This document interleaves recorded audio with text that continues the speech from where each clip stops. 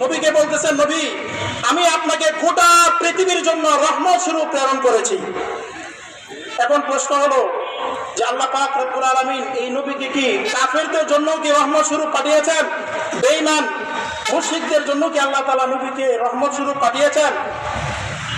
আল্লামা তাবারী রাহমাতুল্লাহি আলাইহি তার তাফসীরের কিতাবে ৮ নং খণ্ডে ৫৫২ নম্বর পৃষ্ঠায় এই কথাটা উনি কি ব্যাখ্যা করেছেন, আয়াতের ব্যাখ্যায় লিখেছেন যে আল্লাহ পাক রব্বুল আলামিন আমাদের এই নবীকে যেমনই ভাবে মুমিন মুসলমানের জন্য রহমত স্বরূপ পাঠিয়েছেন, ঠিক তদ্রূপ ভাবে আল্লাহ পাক রব্বুল আলামিন কাফের বেঈমানদের জন্য, মুশরিকদের জন্য আল্লাহ পাক এই নবীকে রহমত হিসেবে পাঠিয়েছেন। সুবহানাল্লাহ।